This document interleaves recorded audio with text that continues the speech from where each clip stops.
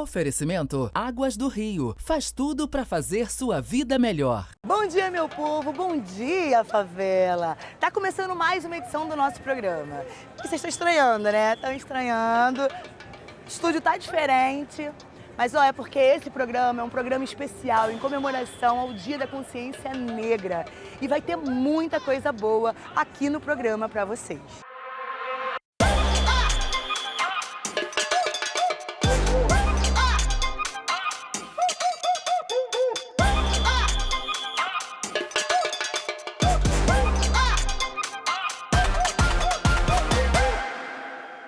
E para começar, eu quero fazer uma pergunta. Vocês de casa, sabe quem foi Zumbi dos Palmares? Não? Então espera aí que o Bom Dia Favela te conta. Manda aí, João!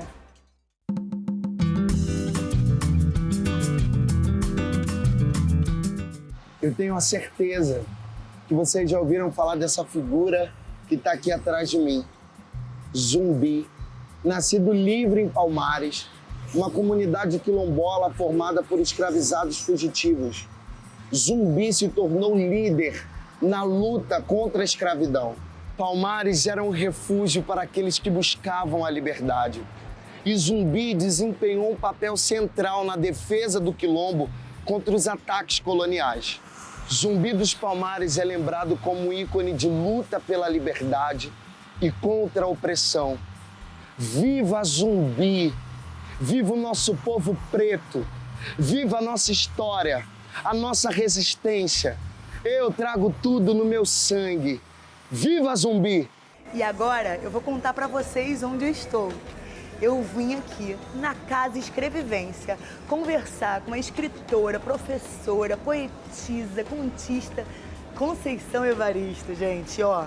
Vou fingir costume não, hein? Tô emocionada e feliz demais por bater esse papo com ela. Vem comigo? Então bora!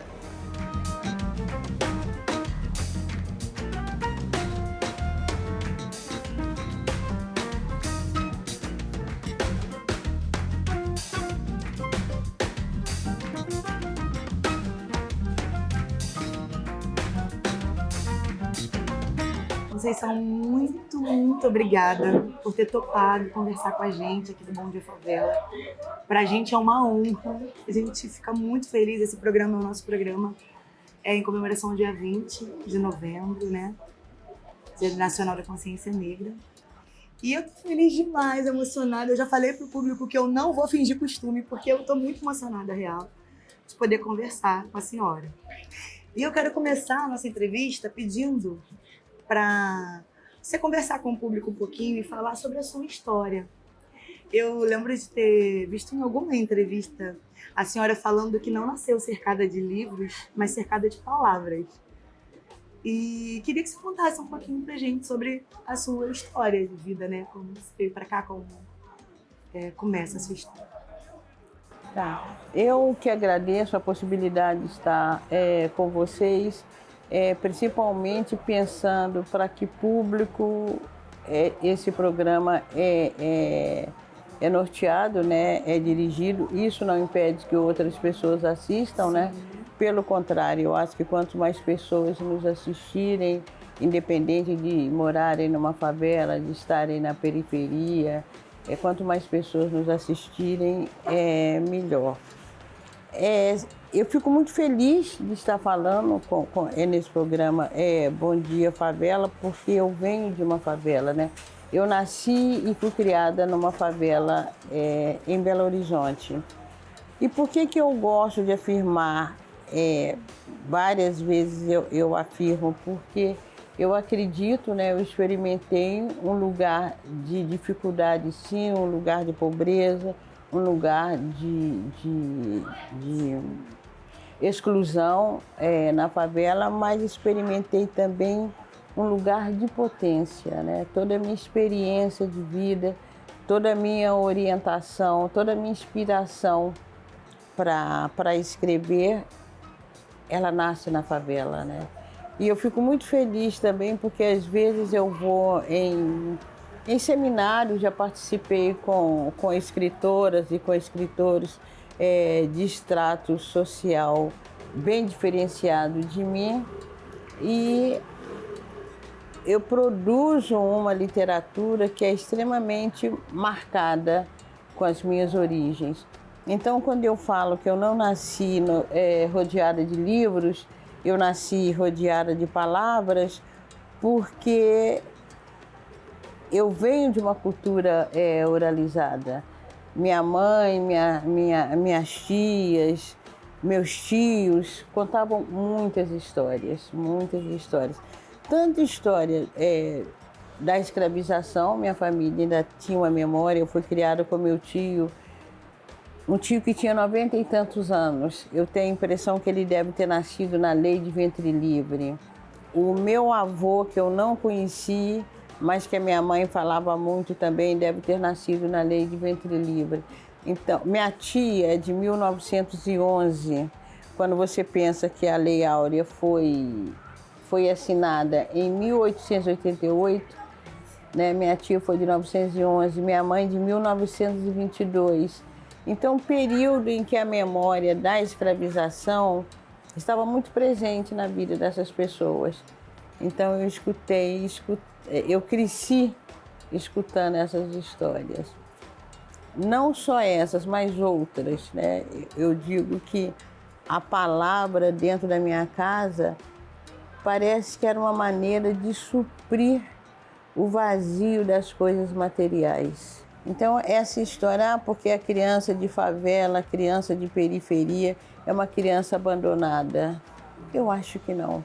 Até porque, muitas vezes, se a mãe tem que sair para trabalhar, é a vizinha que dá uma olhada, é o tio, é o irmão mais velho, é o primo. Então, eu sempre pensei sobre isso, né? Na minha casa, não era uma casa de muitos abraços, mas era uma casa de andar de mão dadas.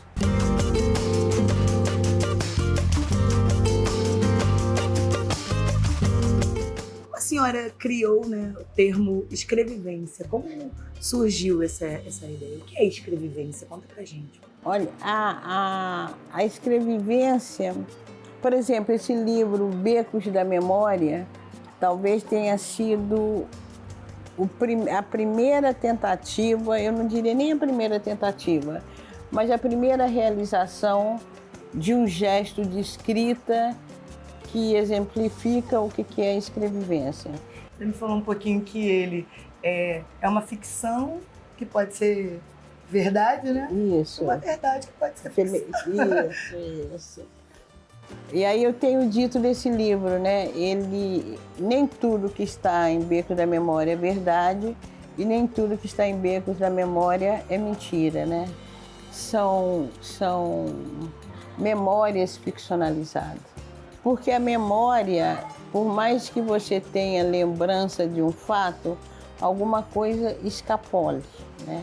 E eu que lido muito com a ficção desde criança, às vezes eu vou correr o risco de te contar uma coisa e eu já nem sei se aconteceu, se já está no meu plano de ficção.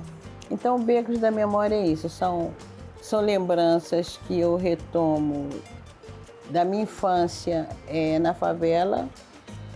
Talvez Becos da Memória é o livro que mais tem conteúdo ficcionalizado da minha vida de criança, mas não é uma autobiografia, não é também uma biografia. São algumas lembranças que realmente eu ficcionalizei, mas a base do texto, ela está muito vinculada ao real, a uma vida de favela.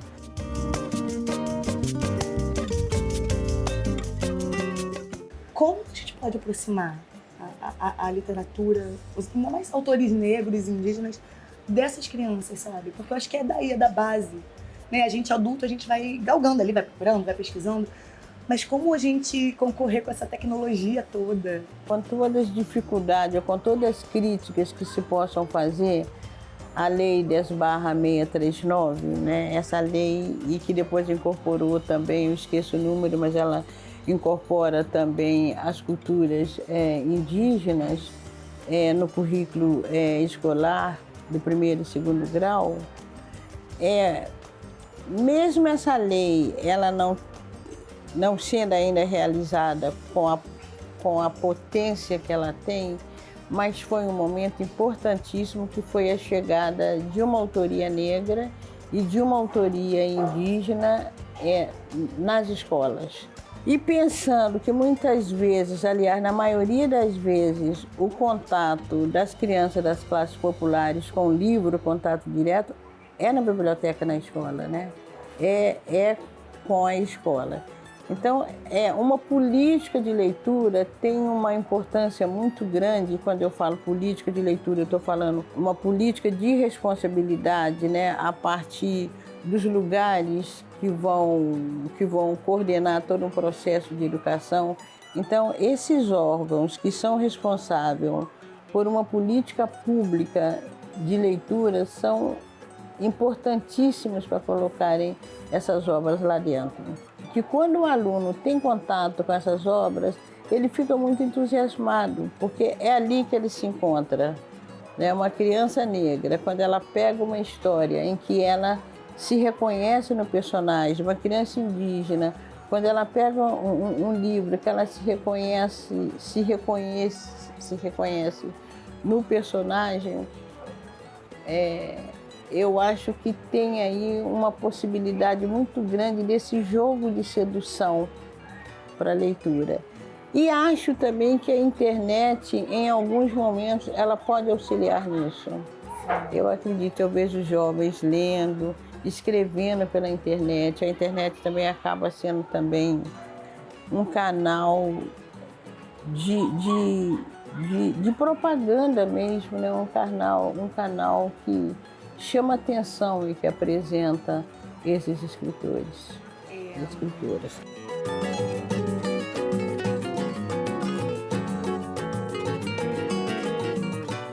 A gente sabe que essa trajetória, né, para essa literatura, autores de literatura negra, de literatura indígena, ela é muito difícil, né? A gente sabe que existem tantas potências, né? E que são muitas vezes invisibilizadas. Você acha que a internet é um caminho de, por exemplo, de dar visibilidade a esses jovens autores, de poder mostrar que tem os seus trabalhos, da gente, desse acesso? Eu acredito. A internet, ela é uma faca de dois gumes, né? Porque ela tem os seus efeitos nocivos, como ela tem os seus efeitos também positivos, né? Eu acredito, mas eu acredito muito também na força dos grupos, né? Eu acabei de chegar de São Paulo e fui me apresentar no trabalho do Sérgio Vaz com a Cooperifa.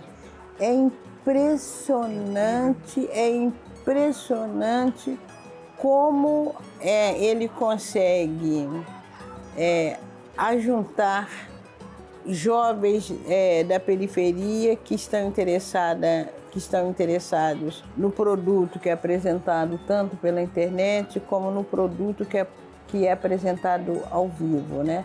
Toda terça-feira, os jovens, a maioria é jovem, se apresenta naquele afã de escutar e de dizer poesia.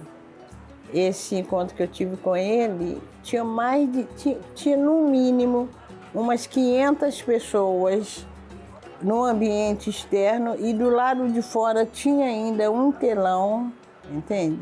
Que é o que ele consegue agrupar em termos da literatura. A gente tem até no programa um quadro que se chama Poesia Marginal, que é com o Gessé Andarilho, e que ele sempre traz novos jovens, né, poetas, e eles recitam, é incrível, né? Ele também faz esse trabalho com jovens. Jovem, né? O Gessé Andarilho também faz.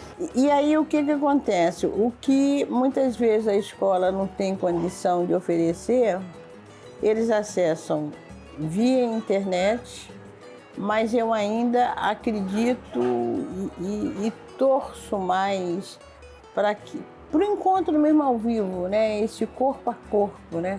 Eu gosto muito de rap. Estou aí pelejando para fazer um rap, mas não consegui ainda, né? Eu queria perguntar, você terminou já o rap? Não terminei como o rap. Tá o processo? Não, eu não terminei porque também eu não tive tempo ainda para parar, né? como tem outros trabalhos meus que eu não... Esse ano foi um ano... Parece que depois que a gente se libertou um pouco, porque eu ainda não se libertei, mas depois que a gente se libertou um pouco do perigo da pandemia, mas a Covid ainda está aí, eu conheço 2, 3 pessoas que estão com Covid, mas ficou em todos nós um afã de recuperação do tempo que a gente julgou perdido. E o tempo perdido não se recupera. Os dias que se passaram, passaram mesmo, né? Então eu tenho sido convidado, ainda mais que eu fiquei muito tempo resguardada, me recusei aí a várias atividades. Então esse ano eu trabalhei muito. E aí quando eu paro, eu estou tão cansada que eu cochilo diante do computador, cochilo diante do livro. Então eu não tive tempo ainda de terminar o rap. Eu queria ter terminado para esse ano, porque eu queria lançar agora. Seria bonitinho, né? Aos 77 anos produzir. Ai, o rap, que tudo! Moderníssima! Maravilhosa! Aí não tive tempo de acabar. Mas Mas você pensa em alguém para cantar? Olha, quando eu falei do rap, o Amarelo, o Emicida gostou muito, eu também gostei muito. Mas quando eu terminasse, eu queria dar pro Emicida, para fulana, para ciclana, quem quisesse, entende? Tenho certeza que tá todo mundo aí. E lógico que eu queria muito uma mulher, né? Lógico que eu queria muito uma mulher. Queria perguntar um pouquinho o seu processo de escrita. Você tem um lugar que você gosta de escrever? Você tem alguma... não, só escrevo nesse lugar, ou com essa luz, ou com essa música, ou não. Como é o seu processo mesmo? É uma curiosidade, assim. Que bom que você pergunte, porque não me perguntam muito. É muito diverso, né, o meu momento de escrita. E também não é um momento que eu sempre obedeço. Na maioria das vezes eu não obedeço, porque... a escrita, para mim, ela, talvez agora, ela possa ganhar um tempo específico, né? Porque eu sempre produzo, lembro muito de Carolina Maria de Jesus, né? A gente trabalhando com a obra de Carolina Maria de Jesus, como a gente percebia assim, Carolina estava escrevendo, a impressão que a gente tem é que Carolina parava ali para ir ver a panela no fogo, Carolina lembrava que ela estava devendo não sei quem no armazém, então era tudo misturado. Ela estava escrevendo aqui, aí ela dava uma parada, no outro parágrafo está escrito assim, eu tenho que pagar o seu João, aí ela continuava produzindo o texto, na outra página ela era capaz de escrever, fulano veio e me pediu um dinheiro emprestado. Então é essa escrita que acontece na dinâmica da vida, né? Nós não somos, mesmo hoje eu tendo uma visibilidade muito grande e escrevendo até porque determinadas editoras me pedem como pós-fácil, prefácio, mas eu não me considero um escritor ou uma escritora profissional, tá? Aquela que vai parar, tem um tempo específico, vai viver, vai exercer uma única função de escritora, né? Eu escrevo, eu vou ao supermercado. Essa escrita, ela acontece muito ao sabor do cotidiano. Conceição, a senhora criar a Casa Escrevivência, fala um pouco pra gente sobre essa ideia, porque né, vocês resolveram criar a Casa Escrevivência. Você, como escritora também, você vai ganhando muitos livros. As editoras vão lhe mandando. Eu também sempre comprei livros. Comprei mais livros do que roupa. Hoje que me dá um luxo de poder comprar roupa e poder comprar livro, né? Mas quando eu não podia, roupa, sapato, ficava mais no último plano. O livro sempre me seduziu, desde a infância. E aí, pensando em todos esses livros, eu pensava de criar uma biblioteca comunitária. Mas depois também foram mais coisas foram surgindo no meu acervo, né? Não só livros, como quadros, como prêmios, e como lembranças que leitores me dão, como cartazes. Aí eu pensei de ter uma casa que abrigasse isso tudo. E ser uma casa de pesquisa mesmo, onde eu quero casa mesmo. Esse espaço aqui não cabe os nossos sonhos, entende? Nós vamos conseguir uma casa completa mesmo, dormitório, tudo para a gente atender pesquisadores. Aniele Franco, né, a nossa ministra da Igualdade Racial, ela leu um poema seu no discurso dela de posse. Como foi para a senhora? O que a senhora sentiu, né, em ver as suas palavras ali sendo recitadas, né, na posse, numa data tão importante, num momento tão importante para a vida da Aniele, uma mulher negra favelada, e ela recitar o seu poema ali para tomar posse? Como a senhora se sentiu? Bom, brincadeira, né? Fiquei toda metida, né? Fiquei me sentindo, né? Que pode. Mas, para além da brincadeira, um momento muito gratificante. A Aniele é uma menina, eu falo menina, não infantilizando, né? Mas porque, inclusive, eu conheci Marielle menina, né? Eu conheci Marielle adolescente. E Aniele, depois, a mãe dela, encontrando com a mãe dela e com o pai dela, eu não sabia que a própria Marielle guardava e lia meus textos e me considerava tanto, né? E no mês de novembro do ano anterior, poucos meses, né, de distância do assassinato dela, ela me conferiu a medalha pela Câmara, né? Então, Aniele tomar posse, né, falando aquele texto que foi Vozes Mulheres e que ela representa justamente a última estrofe do texto, né? A voz de minha filha ecoará gesto a voz de luta, liberdade. Você ver o seu sonho se realizando num processo dinâmico, né? Num processo de continuidade e num processo de gerações e gerações sempre se renovando, né? Dessa movimentação, né? Esse tempo espiralar, né? Então, também um pouco se apaziguar no sentido de entender que seu trabalho vale a pena, né? Seu trabalho cria frutos. Então, por mais dificuldades que a gente tenha passado, é um prêmio. Acho que é um prêmio para uma geração, que é a minha geração, que lutou muito, né? Acusou muito essa falsa democracia racial, cobrou muito, e hoje tem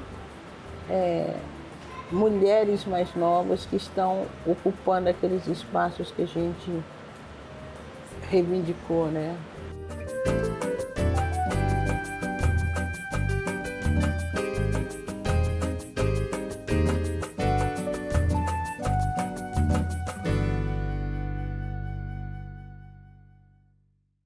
E agora, depois dessa aula incrível com a professora, escritora Conceição Evaristo, a gente vai conhecer a Pedra do Sal, berço de memórias quilombolas e de muita história.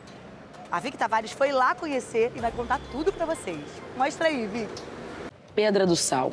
Já ouviu falar esse nome, né? Mas vou te contar uma historinha bem rapidinho. Pedra do Sal é um lugar de resistência. Aqui saiu grandes sambistas para a história do nosso povo.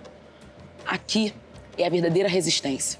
Graças àquela mulher que está ali atrás, Tia Seada, que fez tudo acontecer para que a gente pudesse fazer samba fora de um quintal, mas assim, aberto ao público. E assim, aqui na Pedra do Sal, a gente conseguia reunir o povo preto. Aqui é um verdadeiro quilombo. Aqui o povo preto clamava, cantava. Aqui a gente podia fazer a arte do samba acontecer. Então a Pedra do Sal é de extrema importância para a nossa história, para o nosso povo, para a nossa cultura, para mim, que Ai de mim se não fosse o samba, ai de mim se não fosse a Pedra do Sal, ai de mim se não fosse Tia Ciata, ai de mim se não fosse a pequena África. Então, eu convido a vocês a celebrar com a gente a cada ponto que for citado aqui, porque a cada ponto que a gente cita é uma vitória, é um grito de liberdade. Obrigada, Vicky, por mostrar a Pedra do Sal pra gente e toda a sua ancestralidade. E agora nós vamos contar pra vocês a história da primeira bailarina negra a pisar no palco do Teatro Municipal do Rio de Janeiro. A Camila Monteiro vai contar pra vocês a história de Mercedes Batista. Confere aí.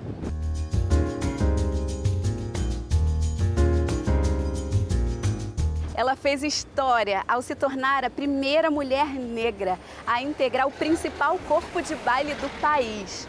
Mas as suas contribuições para a cultura vão além. Ela é a responsável em consolidar a identidade da dança afro-brasileira, Mercedes Batista.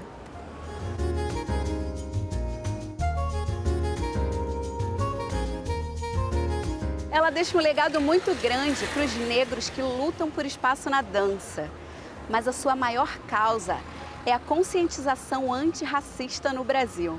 Obrigada, Mercedes.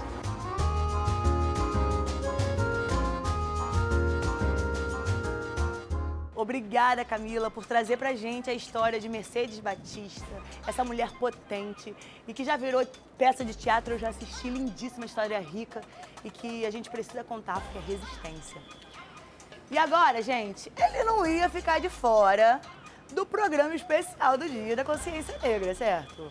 O Leão foi nas ruas pra falar com o povão e o povão deu o papo. Então, Leão, dá o papo pra gente.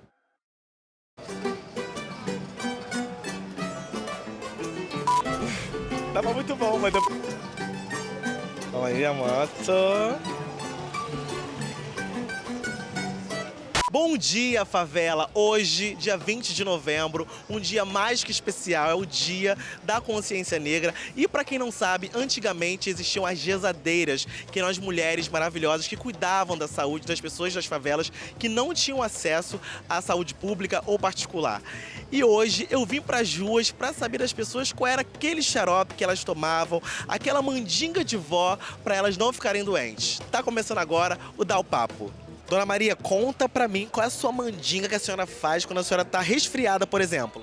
Olha, eu faço um xarope, pego alho, limão, corto nos 4 pedacinhos, pego como é o nome? Gengibre e boto açúcar. Se tiver canela, eu boto, cravo, vou fazendo essa mendigada toda. Aí vou e faço aquele xarope. Se tiver mel, eu boto mel. Se não tiver, eu compro aquela balinha famosa de própolis e boto ali e faço o xarope. E não fica doente? Não fico resfriada não, mas vai logo, lavo o nariz com soro e pronto. E já resolveu? Já fica, é assim. É uma ótima mandinga, então? É uma ótima mandinga. Tia Silvinha, conta pra mim qual era a mandinga que a sua avó fazia. Quando eu era criança, eu me lembro que a minha avó fazia uma mandinga para quando as crianças nasciam e o umbigo não caía direito. Então, para não ficar embigudo, dizia ela, para não ficar embigudo, vou botar uma moeda com esparadrapo que o umbigo vai voltar para o lugar. E realmente... Funcionava? E como funcionava. Os meus, pelo menos todos, têm o umbigo muito bem curado. Tudo por causa da mandinga? Tudo por causa da mandinga da minha avó. Sua avó, então, fez escola. Ninguém saiu umbigudo, então? Ninguém saiu umbigudo. A minha avó tem história. Respeita a história da avó da tia Silvinha, hein, galera? É isso aí. Pode? Quando ficava doente, rezava, né? Leva pra rezadeira. Fazia xarope de ervas. E aí, você não ficava doente? Não, Então o xarope era bom? xarope era bom. Da minha avó, tinha aquela mania, né? Soluço era o negocinho na cabeça. Mas o máximo que ela falava pra mim, que eu não esqueço, era febre, põe um paninho gelado com gelo na cabeça que vai melhorar. Nossa, dava certo. Não ficava com febre? De jeito nenhum. A avó sempre sabia de tudo, né? A avó sempre sabe de tudo. A avó é a melhor da família. A melhor médica que tem são as vós? São as vós. Eu sou vó Mas eu sei disso mas de uma outra forma agora, né? Mas Agora vai repassar. Atualizará também, repassando e atualizando. O importante é melhorar. E essa jaca aí, o senhor vai dividir comigo ou não? Posso dar 2 gramas? É brincadeira. Podemos? Seu Simar, fala pra mim, quando o senhor era criança, o que a sua mãe, o que a sua avó fazia pra você ficar bem, por exemplo? Olha, minha avó não conheci não, mas a minha mãe fazia os remédios dela pra gente. Ela fazia chá de cedeira, chá de capim-limão, quando estava com febre ou estava tossindo, entendeu? E fazia também limão com alho. Limão com alho, entendeu? Só coisa boa. Só coisa boa. E também quando a gente estava com verme, ela fazia azeite de momona, batia bem batido e botava erva Santa Maria. E eu não faço ideia do que seja, mas... Pois é, e a gente pra beber era uma guerra, porque a gente não aceitava beber, sabe? Mas a gente ia, ela derrubava no chão, prendia no nariz e jogava. Não ficava doente? Não ficava doente. Era ruim, mas era bom? Era ruim, mas era bom. Mexia com tudo, dava uma limpeza. É isso, galera. Era ruim, mas era bom. Tudo pra ficar bem, né? Tudo pra ficar bem. Até agora eu tô aqui, né? Graças a Deus. Graças a Deus. Já tô com 67. Eu quero chegar no 67. Será que eu consigo? Vai. Tem que tomar muito chá, né? Não, mas se você tomou quando era criança, agora que vai aparecer o resultado. Então, da minha época da minha avó, que ela ensinava a gente, era aquelas pessoas que chegavam na hora do almoço, né? Com aquela visita indesejável, que a gente não queria, que tá tudo contadinho no prato, né? Aí vamos botar, pega a vassoura, vai escolher, bota atrás da porta. As crianças saíam correndo e ela disfarçava e botava a vassoura atrás da porta. Aí dava uns 2 minutinhos, a visita já foi embora. Já ia embora. Aí a gente falava, deu certo, entendeu? Era assim. A linhazinha também, que tá com soluço, bota aqui na testa. Esse eu vivi, esse eu lembro, esse eu vivi. Entendeu? A moedinha no umbigo também. Isso tudo era das épocas das vovozinhas que fazia. O chazinho, vai lá no quintal, pega a folhinha, vambora fazer um chá. Entendeu? Era assim. Seu Francisco, fala pra mim, quando o senhor tava, por exemplo, com dor de dente, o que a sua mãe fazia? Minha mãe pegava um vidro de perfume com algodão, colocava o perfume do algodão e botava no meu dente. No dente resolvia? Resolvia, passava. Na hora? Na hora. Mandinga boa, vou trazer pra minha vida isso aqui. Vou passar perfume no dente. Vou passar perfume no dente pra melhorar da dor de dente e ficar cheiroso. Seu Antônio, fala pra mim uma mandinga que a sua avó, que a sua mãe fazia na época, por exemplo, pro senhor não ficar doente. A minha mãe usava muita erva, né? Ela usava poejo para resfriado, né? Para gripe. Para machucada, ela usava a erva Santa Maria, é uma erva muito boa para inflamação, né? Louro, ela usava louro, chá de louro, para quando às vezes estava com enjoo, né? Chá de louro, hortelã, muito bom também, né? Chá de alho com limão. Isso eu tenho várias, né? Isso eu faço até hoje, quando alguém lá em casa está resfriado, eu mesmo sou difícil. E dá bom, e dá bom. Muito, muito bom. Eu sou difícil de ficar resfriado, eu tomo muito limão com água, né? Quando fica, eu faço chá de limão com alho e é muito bom. Então a avó deu a receita, o senhor ficava bom? E a gente mantém até hoje, né? É difícil achar erva, né?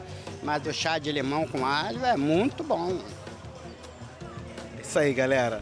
O importante é não ficar doente, né, seu Antônio? O importante é a gente curar e evitar de gastar também com remédio, né? Claro, isso é mais importante. É muito bom. Gente, eu tô precisando... eu tô precisando dessas ervas, hein? O negócio aqui tá complicado, tô precisando de uma ervinha aí, perguntar aqui pro seu Antônio, pra ele me dar uma dica aqui, que o negócio aqui tá difícil. Chá. Olha, não faz isso não. Eu vou abaixar, vai ficar bem aqui assim, Olha ó. Olha que horror, gente.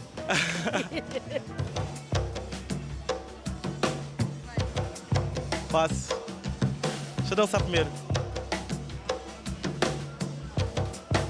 Ei, ei, ei, ei, ei, ei, ei. Meu amor, fala pra mim, tô aqui do seu tamanho agora. Olha. Fala pra mim, qual era a mandinga da época da sua avó, da sua mãe, que ela fazia pra você não ficar doente, por exemplo? Olha, eu tive neném aos 17 anos. Então meu peito ficou muito grande. E eu comecei a chorar, porque meu peito estava muito grande e doendo e quente. Minha mãe, sem vergonha, você não arrumou filho? Vai lá para debaixo do chuveiro e pega o pente e fica passando embaixo da água que o leite vai sair todinho. Mãe, eu vou ficar com estria. Você não quis filho? Então você vai lá para debaixo do chuveiro que o leite vai sair. Gente, e saía, tá? Saía a mandinga resolvia? Resolveu de verdade. Meu peito voltou a ficar pequenininho, olha só.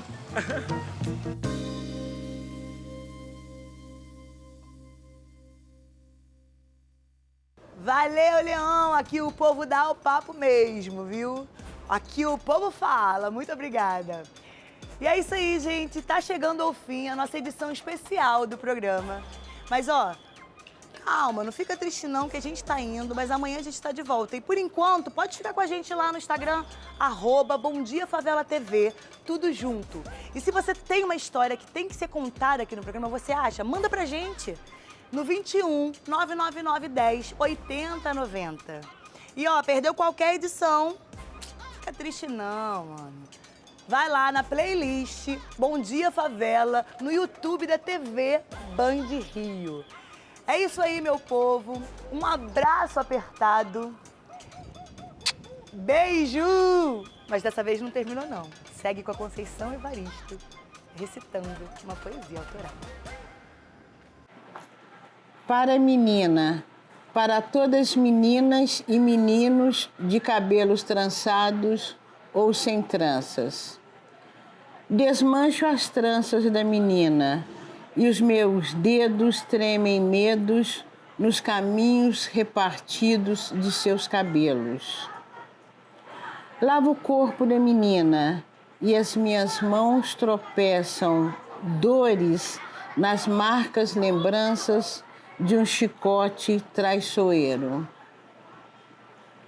Visto a menina e os meus olhos, a cor de sua veste insiste e se confunde com o sangue que escorre do corpo solo de um povo. Sonho os dias da menina e a vida surge grata, descruzando as tranças, e a veste surge farta, justa e definida, e o sangue se estanca, passeando tranquilo na veia de novos caminhos de esperança.